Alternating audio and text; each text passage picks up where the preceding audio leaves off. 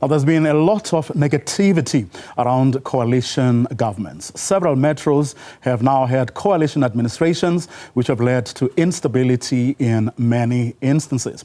However, does it just mean the legal framework has to change? We now speak to Prof. Jaap de Visser, the South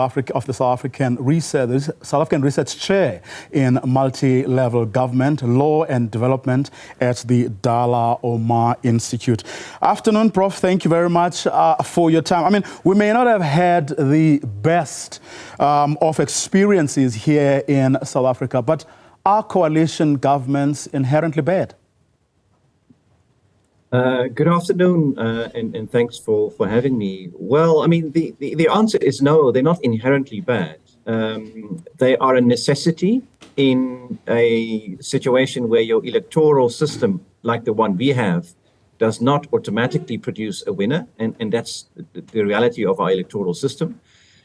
So they are a necessity, and there are also positives to coalitions in the sense that if they work well, if they are well managed, they can actually provide more stability, believe it or not, than a majoritarian government.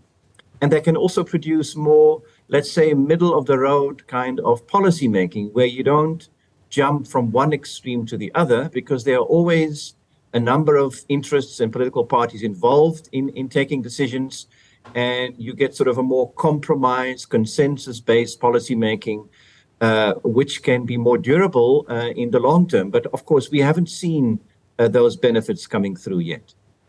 Do we have examples, Prof, where this works the way you say it does? Because, I mean, how is it, I can see someone asking, how is it that someone can claim that, coalition governments work better in certain instances than majoritarian ones? Well, I mean, the easy answer, but also the unsatisfactory answer to this one, is to look at Western Europe and look at countries such as the Netherlands, Sweden, Germany, Spain, Belgium, where coalition governments are the order of the day. And there you can quite easily point out at all the successes that those countries have. But of course, that's an unfair and also not a very useful comparison, because those countries have politically different, completely different traditions politically, and with all the advantages that they have had over the decades that they have practiced coalitions. But on the African continent, if you look at countries such as Mauritius and Cape Verde, are also two countries that operate with coalitions. And one could argue that they're actually more successful than many other countries on the continent that have majoritarian systems. So of course, it's not so much about comparing countries and comparing systems. It really is about what is the system that we have and how do we make it work, and accepting the fact that it's not inherently good, it's not inherently bad.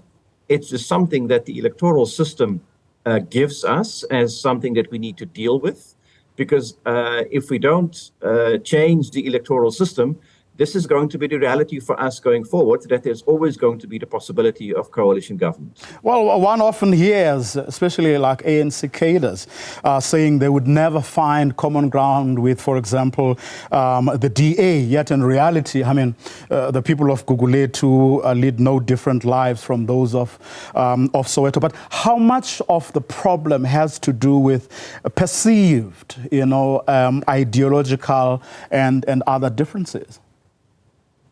Well, certainly a lot has to do with those perceived ideological differences. And it's also a well-known and researched statement to say that fundamental ideological differences make for very difficult coalition negotiations. That also applies, in those countries that perhaps can pride themselves for very successful coalition systems. They also battle to make coalitions when the differences are so great.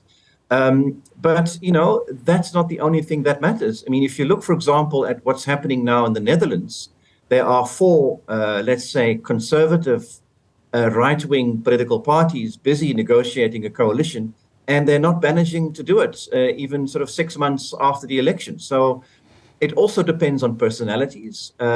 Yes, it depends on ideological differences, but it also depends on a willingness to compromise and be pragmatic about what the needs of the country are, as opposed to emphasizing your differences. Now, where there's no will, political will, shall we say, to do the right thing, could tightening the laws then be the answer? And if so, how?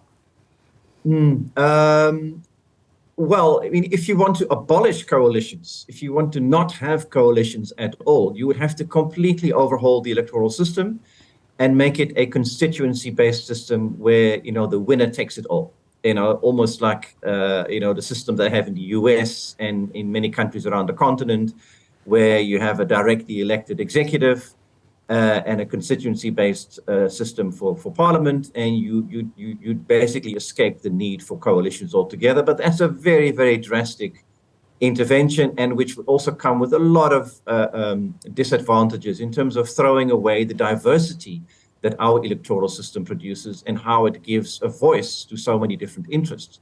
Now, there are small things that could be done in the law to perhaps make coalitions more feasible and more stable. Aside from overhauling the entire system, one example is a very simple one. We're only giving 14 days for the making of a coalition after the general elections. Now, that's woefully too short.